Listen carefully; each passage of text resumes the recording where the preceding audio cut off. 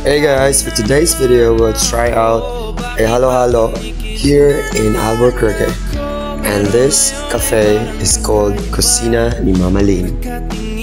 Guys, nasa sa Albuquerque at bang sa Petron. Kaya na ko i-try rin nga. First time ako din ito ng taon natin. Ito mo yan, good. No? Basta ito nga mong kuha na ni store? Kusina ni Mama Lynn. Kusina ni Mama Lynn. Sa una rin may tigtao gano'n-haloan na so karoon nag-balik sila. From Canada ang chef.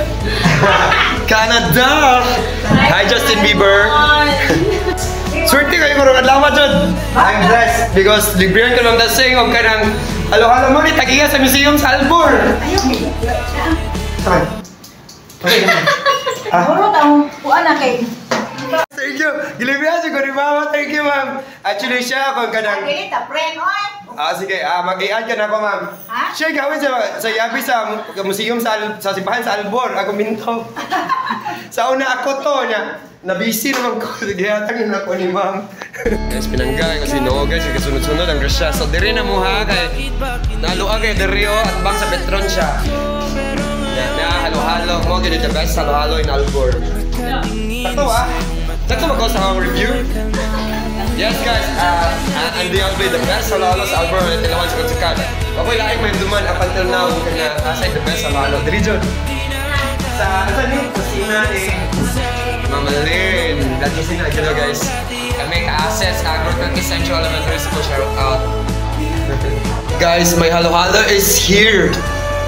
Me and my halo-halo, and thank you, Kaya. What's your name mo? Eunice. Thank you, Eunice, for serving my halo-halo in a silver platter. Silver platter. What a good guys. Morning ang halo-halo dari guys. Makatawa ka guys, nga 85 rin siya guys, na fresh ang mga ingredients. Kita ka sa mangga, gikan sa hektar-hektaryang manggahan diri sa Albor, the finest mangga. So guys, man lang baked scallops guys. Mas pansit lamig ang baked scallops, 250 ang serve niya. Guys, SFC na po din. My second guest, third na gini sila or fourth na gini. Sa akong kuhan guys. Si Quati time na sa din. Anan sila. Si, ano sa pinay mo? Paul. So ni Val. Si Val. Lagi na lang si Val. O niya, si Aressa May. Kapangalan sa mga Singles for Christ Albuquerque chapter. Kinakita kaugma. Ang chef yapon na mo si Chef Jocelyn Agalo. Taga Canada siya guys. Imported niya mong chef.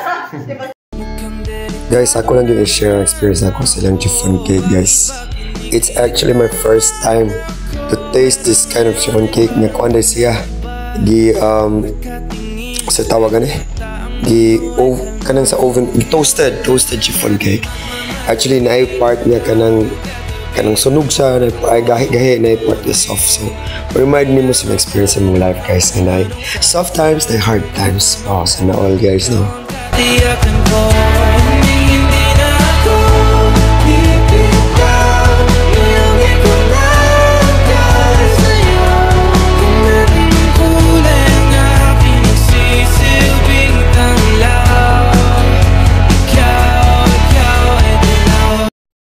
So kanang apart sa chiffon cake guys mo nang pinakan guys to remind us nga usahay sa kinabuhi pwede tang mapakan guys. Sana all pakan na.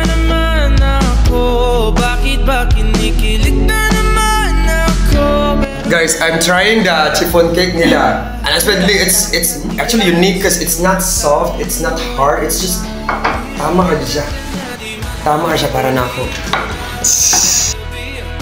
And that's it guys for our kaon-kaon video today. So actually relax sa ko while preparing for our big days sa Singles for Christ Provincial Conference na may tabo karong adlaw sa covered court sa Buhiko 1 sa Tubigon, Bohol. Kita-kita ta mga brothers and sisters din sa Tubigon, Bohol. Amping